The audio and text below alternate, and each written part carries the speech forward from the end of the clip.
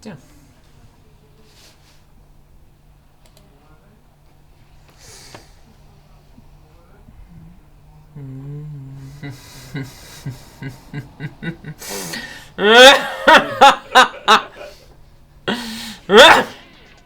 Et oui, certains champs sont automatiques. Maîtrisez bien votre document pour en exploiter un maximum d'avantages.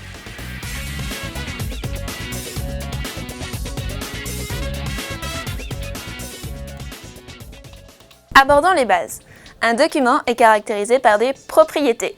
Nom de l'auteur, titre, sujet, date de création, dernière date de modification, nombre de révisions, nombre de pages et bien d'autres détails. La plupart de ces propriétés sont propres au document et sont mises à jour automatiquement. Pour les exploiter, on peut faire référence aux champs correspondants. Ces informations seront actualisées automatiquement, nombre de pages, date de dernière modification. D'autres champs, qui ne sont pas des propriétés, peuvent aussi vous être utiles. La date du jour, l'heure de l'impression, le numéro de la page courante. Ces champs peuvent être insérés dans une page sans réelle obligation d'emplacement. Cependant, par habitude, on retrouve le titre du document centré en haut de la page. Le numéro de page se situe le plus souvent en bas à droite. Et le nom de l'auteur centré en bas du document.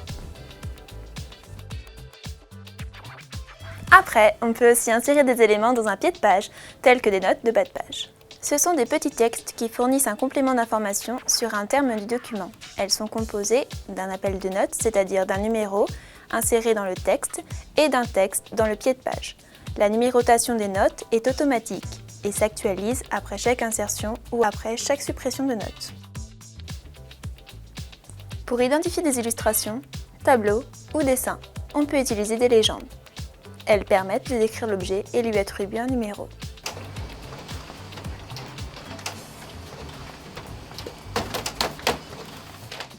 Attendez, avant de vous perdre, pensez à utiliser tous les outils de votre document. J'entends par là les styles, légendes, entrées.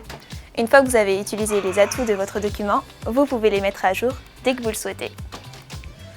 Grâce au style prédéfini, vu dans la vidéo précédente, on peut générer une table des matières automatiquement et la mettre à jour partiellement ou même entièrement. On peut faire exactement la même chose avec des illustrations à partir des légendes que vous avez insérées précédemment. Pour enrichir l'index lexical, on peut marquer les mots d'un document.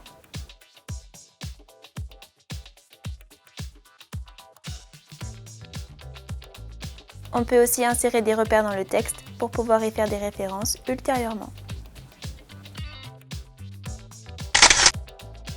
Vous pouvez générer une table des illustrations. Celle-ci se met à jour automatiquement. L'index lexical génère les différents mots enregistrés et indique leur numéro de page. Il est conçu automatiquement à partir des entrées que vous avez effectuées. Un renvoi, quant à lui, fait référence à un élément, titre, note, repère du document. Vous ne pouvez créer des renvois qu'entre des éléments appartenant à un même document. Comme pour toutes les fonctions citées dans ce document, les renvois se mettent à jour automatiquement.